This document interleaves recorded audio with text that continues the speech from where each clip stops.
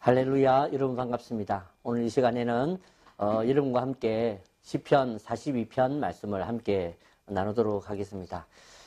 우리가 함께 나눌 시편 42편 1절부터 11절 말씀이 있지만 오늘 저는 여러분과 함께 먼저 5절을 같이 읽으면서 나머지는 우리가 말씀을 통해서 함께 자유롭게 읽으시면 되겠습니다. 5절 말씀, 시편 42편 5절 말씀을 제가 여러분들에게 또 봉독해 드리도록 하겠습니다. 시편 42편 5절입니다. 내 영혼아 네가 어찌하여 낙심하며 어찌하여 내 속에서 불안해하는가. 너는 하나님께 소망을 두라. 그가 나타나 도우심으로 말미암아 내가 여전히 찬송하리로다. 아멘. 네. 제가 지난번에도 말씀드린 것처럼 저는 말씀을 전할 때에 저는 개념을 좀 정리하는 개념 정리로 여러분들과 함께 하려고 합니다. 오늘 저는 여러분들과 함께 생각해 보려고 하는 것이 바로 낙심 그리고 불안, 이것을 어떻게 할 것인가, 이 세 가지로 함께 말씀을 나누려고 합니다. 낙심은 우리가 뭐 한자로도 잘 아는 것처럼 이 낙심이라는 것은 우리로 하여금 이렇게 마음이 떨어진다, 그런 좀 의미가 있는 것이죠. 그래서 우리에게 이 낙심이 언제 찾아오는지 오늘 성경은 우리 가르치고 있다는 거죠. 낙심은 언제 우리에게 찾아오는가 하는 것입니다. 그 첫 번째가 바로 낙심은 우리의 기다림이 너무 오래될 때에 낙심이 찾아옵니다. 예. 오늘 2절 말씀을 제가 읽어보겠습니다. 42편 2절입니다. 2절 말씀을 보니까 내 영혼이 하나님 곧 살아계시는 하나님을 갈망하나니 내가 어느 때에 나아가서 하나님을 배울까라고 되어 있습니다. 여기 보니까 시편의 기자가 하나님을 갈망하는데 오늘 여기에 한숨은 내가 도대체 어느 때에 나가야 하나님을 배울 수 있을까라는 것입니다. 어제도 나가고 오늘도 나가고 내일도 나아가는데 과연 어느 때에 나가야 하나님을 배울 수 있는가라는 그런 좀 한숨이 여기에 있는 것이라고 저는 느껴집니다. 사랑하는 성도 여러분, 그렇습니다. 우리가 기도하고 왜 기도에서 낙심이 됩니까? 그 기도가 너무 오래될 때에 그렇습니다. 10년 동안 기도하고 20년 동안 기도하고 그렇게 기도를 계속하면서 우리에게 찾아오는 것이 뭐다? 바로 낙심이라는 것입니다. 그래서 우리는 우리의 기도에 우리가 기억해야 될 것은 내가 시간을 계산해서는 안 된다는 것입니다. 우리가 낙심하지 않기 위해서는 내가 지금 이걸 내가 지금 1년 동안 기도하고 있는데 하나님이 아직도 응답을 안 하시는구나. 내가 지금 5년 동안 기도하고 있는데 왜 주님은 우리 아들을 낳게 하지 않는가. 우리가 자꾸 시간을 계산하면서 우리에게 찾아오는 것이 바로 낙심이라는 것입니다. 그러므로 우리는 이러한 낙심을 주의해야 한다라는 것입니다. 또 여기에 따라서 따라오는 것이 있습니다. 그것이 바로 뭐냐면 하나님의 응답이 우리에게 일어나지 않을 때에 우리는 낙심이 찾아옵니다. 그래서 나는 내 자녀를 위해서 또는 나의 삶을 위해서 나의 사역을 위해서 내 직장을 위해서 기도하는데 하나님의 응답이 있지 않다라는 것이죠. 물론 우리가 또 다른 어떤 신앙의 모습으로는 다양한 모습으로 하나님 응답은 있습니다. 하지만 다양한 모습으로 응답은 있을지라도 내가 원하던 응답은 없다는 거죠. 내가 우리 아들이 서울대 들어가기를 원하는데, 여러분 서울대 아십니까? 서울대는 서울에 있는 대학은 다 서울대입니다. 네. 서울약대는 뭡니까? 서울에서 약간 떨어진 대학. 네. 서울 상대는 서울에서 상당히 떨어진, 네. 모든 게 서울의 중심을 이렇게 두고 있는 것인데 내 아들이 서울대 들어가기를 그렇게 원하고 기도하는데 막상 주님께서는 내게 그렇게 응답하지 않더라는 것이죠. 내가 내 아들이 살아나기를 원해서 기도했는데 내 아들이 그만 주님이 부르셨을 때에 우리는 그 응답으로 인하여 우리의 마음에 낙심이 찾아오더라는 것입니다. 제가 지난번에 그 수원에 가서 어느 개척교회에서 제가 예배를 드리고 제가 말씀을 전한 적이 있는데 그때 그 교회 그 권사님이 제가 말씀을 전하고 혼자 많이 이렇게 울고 계셨어요. 나중에 이제 그분에 대한 얘기를 들어보니까 그 권사님의 남편 되는 장로님이 갑자기 중풍이 오셔가지고 그만 쓰러지셨는데 지금 그 쓰러짐이 지금 오랫동안 있더라는 것이죠. 왜 내게 이런 고난이, 왜 하나님은 열심히 충성하고 섬겼는데 왜 우리 가정에 이 어려움을 주셨는가, 그리고 왜 주님께서 고쳐달라고 그렇게 기도하는데도 우리의 기도에 응답되지 않는가라는 것으로 그분에게 낙심이 있더라는 것입니다. 이와 같이 우리의 우리의 사역 가운데, 우리의 말씀 가운데, 우리의 생활 가운데에 주님께서 우리에게 응답하지 않는 것 같이 느껴질 때에 우리는 거기서 낙심할 수밖에 없다는 것입니다. 또 세 번째는 낙심은 언제 찾아오는가? 낙심은 다른 사람들이 나를 비난할 때에 낙심은 찾아옵니다. 네. 오늘 그 말씀 3절에 제가 읽어보겠습니다. 3절에 사람들이 종일 내게 하는 말이 네 하나님이 어디 있느냐 하오니 내 눈물이 주야로 내 음식이 되었도다 라고 얘기하고 있습니다. 여기 보니까 사람들이 이야기합니다. 네 하나님이 어디 있느냐? 다시 말해서 비난한다는 것입니다. 네 하나님, 네가 그렇게 믿는 하나님 왜 너를 돕지 않고 있느냐? 왜 너와 함께하지 않느냐? 왜 너에게 이런 역사가 일어나지 않느냐라는 사람들의 비난이 있을 때에 우리에게 낙심이 찾아올 수밖에 없다는 것이죠. 비록 사람들한테 말을 하지 않지만 그죠? 우리에게 찾아오는 이 낙심의 문제가 바로 이러한 방법으로 우리에게 찾아오고 있다는 것입니다. 그러므로 우리는 이런 가운데 의해서 우리에게 찾아오는 낙심을 우리가 어떻게 이겨야 될 것인지에 대해서 우리는 고민해야 될 것입니다. 여러분, 그러면 불안은 언제 찾아올까요? 불안은 어떻게 찾아올 것인가? 예. 불안이라는 것을 한마디로 정리한다면 불안은 어떻게 찾아오느냐면 바로 이 세 가지로 인해서 우리의 마음에 낙심이 될 때에 우리에게 불안은 찾아온다는 것입니다. 네. 그래서 우리가 그냥 내가 왜 이렇게 불안하지가 아니라 내게 있는 이 불안의 원인, 그 원인이 되는 낙심을 우리가 어떻게 대처하느냐가 더 중요하다고 할 수가 있습니다. 그래서 우리는 우리에게 찾아오는 이 불안의 요소를 우리가 어떻게 회복하고 우리가 어떻게 해야 할 것인가? 왜냐하면 불안하면 안 되기 때문에. 그래서 성경은 우리에게 불안하지 마라. 어찌하여 낙심하고 어찌하여 불안하냐 하는고 우리에게 불안하지 말라고 하는 것입니다. 왜 우리는 불안하지 말아야 할까요? 그것을 우리가 함께 생각해 보려고 합니다. 첫 번째는 왜 우리가 불안하지 말아야 되느냐? 먼저는 불안하면 우리의 눈물이 내 음식이 되기 때문에 그렇습니다. 오늘 시편 42편 3절에 보니까 사람들이 종일 내게 하는 말이 네 하나님이 어디 있느냐 하오니 내 눈물이 주야로 내 음식이 되었도다 라고 되어 있습니다. 그렇습니다. 오늘 이 비난되어지는 것을 통하여 낙심을 통하여 정말 내 하나님이 살아계신가? 내 하나님 지금 나를 돕고 계신가? 이런 불안함이 되었더니 무엇이? 내 눈물이 음식이 되었다는 거죠. 그러므로 우리는 불안해하지 말아야 한다는 것입니다. 또 두 번째는 왜 우리가 불안해하지 말아야 되냐면 바로 우리의 마음이 상하기 때문에 우리의 마음이 상하기 때문에 우리는 불안해하지 말아야 한다는 것입니다. 오늘 4절 말씀을 보겠습니다. 내가 전에 성의를 지키는 무리와 동행하여 기쁨과 감사의 소리를 내며 그들을 하나님 집으로 인도하였더니 이제 이 일을 기억하고 내 마음이 상하는도다.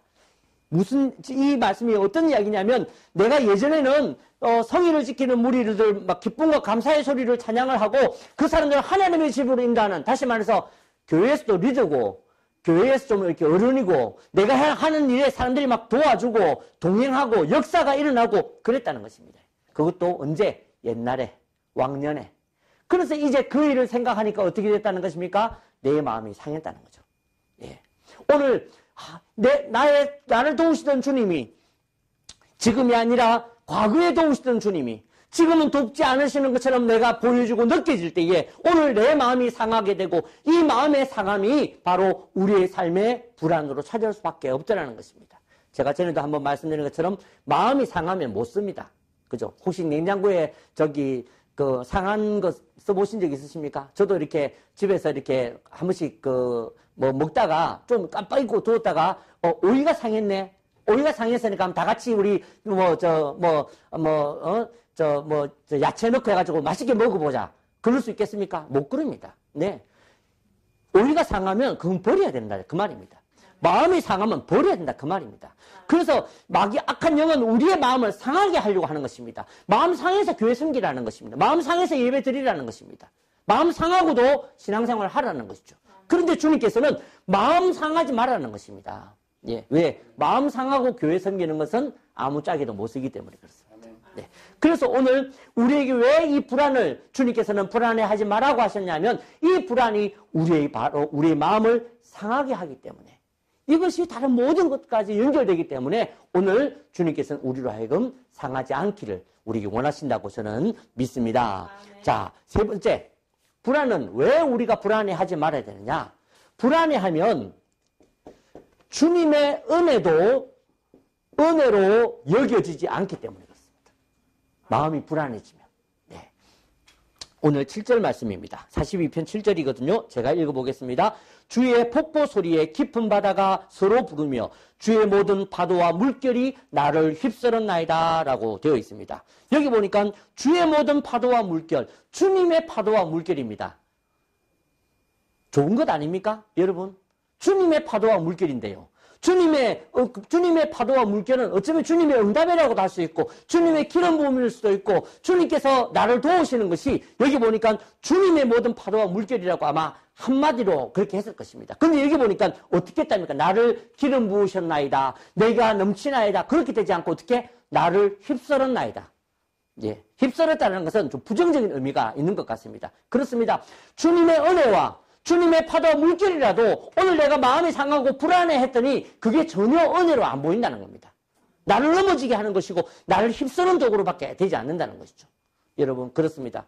우리의 삶에 불안이 찾아오면 지금 내 옆에 있는 은혜가 아니더라고요. 여러분, 저도 이렇게 가난해 보니까 그렇더라고요. 가난할 때 보니까 차라리 돈이 없을 때에는 마음 편해.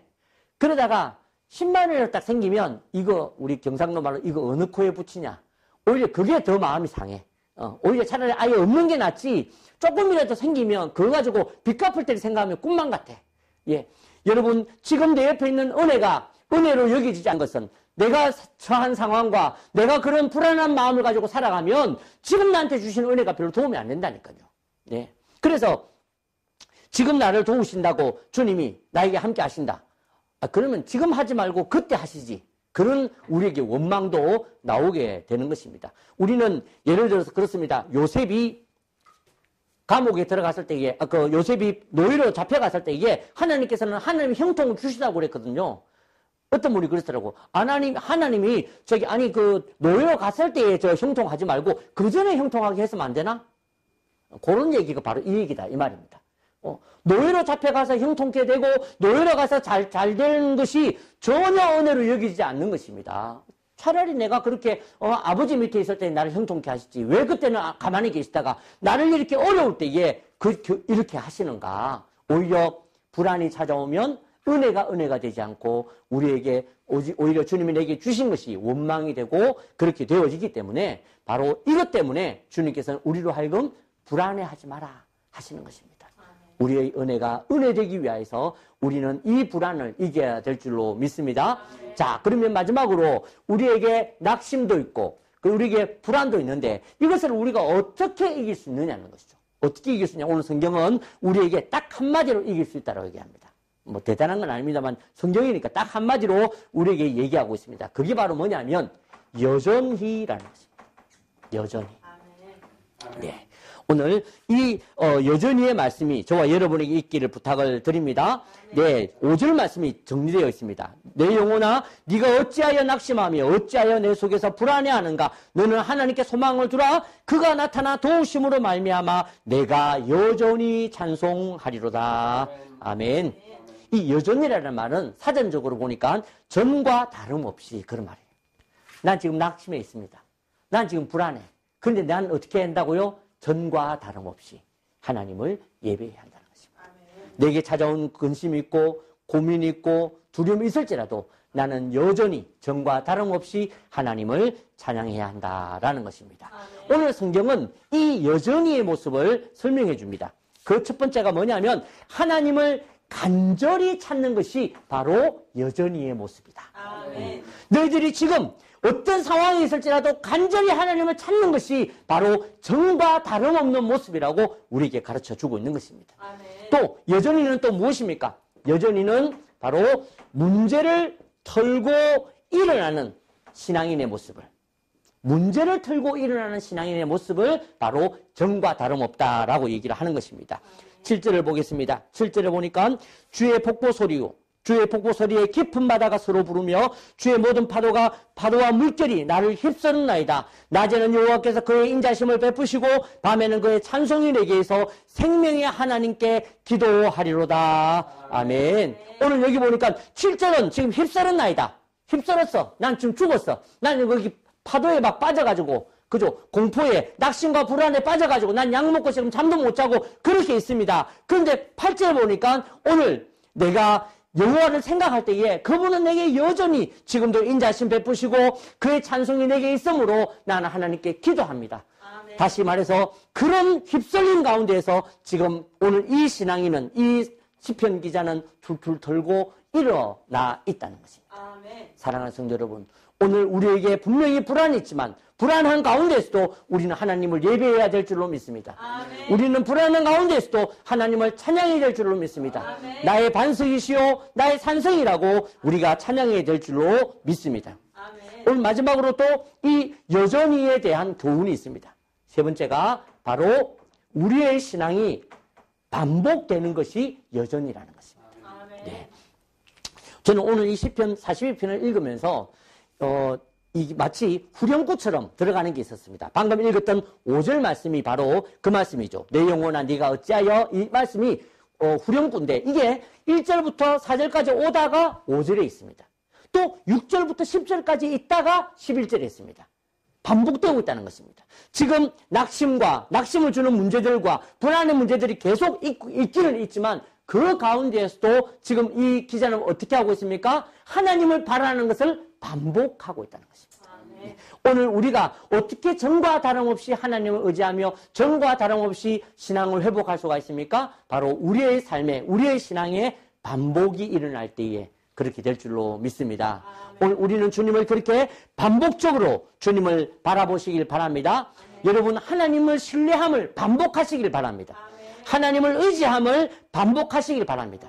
내 삶에 지금 여전히, 내 삶에 아직도 낙심과 불안이 그대로 있을지라도 나는 주님을 신뢰하기를 반복하기로. 아멘. 지난주 예배드리고 이번 주에 가야 될 이유가 바로 그것 때문인 것입니다. 아멘. 어제 말씀을 읽고 오늘 말씀을 읽고 내일 기도해야 되는 이유가, 반복적으로 해야 되는 이유가 바로 우리의 삶은 그대로일지라도 그 가운데에서 오늘 내가 하나님을 의지할 때에, 이렇게 반복할 때에, 의지함을 반복할 때에 이것이 바로 오늘 여전히의 신앙으로 우리를 붙들어 줄 줄로 믿습니다. 아멘. 제가 전에 지하철을 타고 가는데 엄마가 아기를 안고 있더라고요. 근데 아기가 이제 배가 고픈지 엄마가 이렇게 준비를 해서 이렇게 젖병을 물렸어요. 그랬더니 아기가 젖병을 물고 있습니다. 있는데 제가 가만히 보니까 엄마는 아기 젖병물을 놓고 스마트폰하고 옆에 사람하고 얘기하고 하는데 이 아기는 엄마만 보고 있는 거야. 젖병을 빨면서. 그러고 있다가 이렇게 엄마가 눈을 딱 마주치니까 애가 빨다 갑자기 확 웃는 거예요. 그러니까 막 젖병을 빨던 상태니까 이게 막 우유가 날려가지고 막 얼굴에 튀고 뭐 눈에 들어가고 난리가 난 거야. 그런데도 또 먹으면서 또 엄마만 보는 거야. 옆에 사람들이 누가 있는지, 얼마나 시끄러운지, 지금 뭐 몇 호선인지 아무 상관없어. 엄마만 보고 있으면 돼. 엄마만 보고 있으면 웃고, 엄마만 보고 있으면 지금 자기가 먹고 있는 게 배부르고 제일 행복한 거예요. 저는 그것이 바로 여전히인 줄 믿습니다. 아멘. 사랑하는 성도 여러분, 분명히 우리의 삶에 지금도 낙심이 있고 사람들의 비난이 있습니다. 사람들의 비방이 있습니다. 사람들의 그러한 소리들이 우리 옆에 분명히 있습니다. 아멘. 그리고 우리로 하여금 하나님을 바라보지 못하도록, 은혜를 느끼지 못하도록 우리를 그렇게 만들려고 합니다.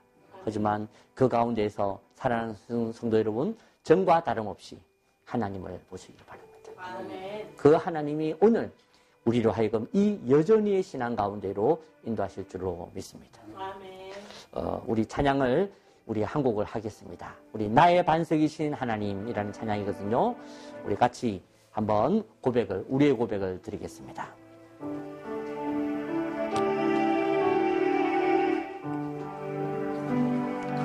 나의 반석이신 하나님, 행하신 모든 것 완전하시니, 나의 생명 되신 하나님, 내게 행하신 일 찬양합니다. 신실하신 하나님, 실수가 없으신 좋으신 나의 주. 신실하신 하나님, 실수가 없으신 좋으신 나의 주. 나의 반석이신 하나님, 행하신 모든 것 완전하시니, 나의 생명 되신 하나님, 내게 행하신 일 찬양합니다. 우리의 삶에 신실하신 하나님, 실수가 없으신 좋으신 나의 주. 신실하신 하나님, 실수가 없으신 좋으신 나의 주. 신실하신 하나님, 신실하신 하나님, 실수가 없으신 좋으신 나의 주. 우리 주님만 바라보며 신실하신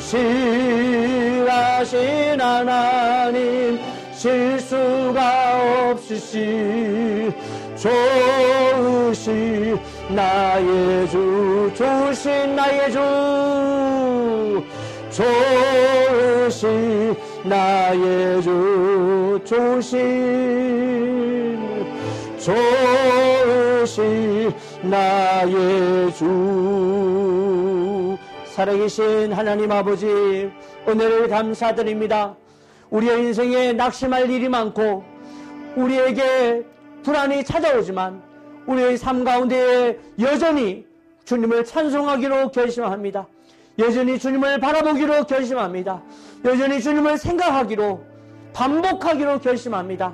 주여, 오늘 주님 앞에 믿음으로 나가는 사랑하는 모든 성도들의 삶 가운데 기름 부으셔서 주님을 신실하시다, 주님을 진실하시다, 주님을 좋으시다 고백하는 모든 성도들의 삶에 하나님, 이 모든 낙심과 이 모든 불안함이 떠나가는 역사가 일어나게 하여 주시옵소서.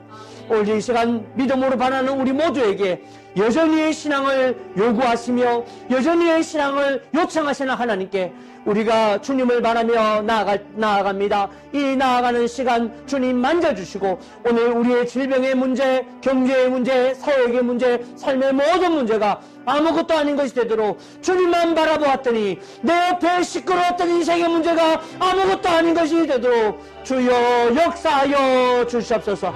오늘도 우리의 삶의 역사하실 하나님을 기대하며 예수님의 이름으로 간절히 기도하옵나이다. 아멘.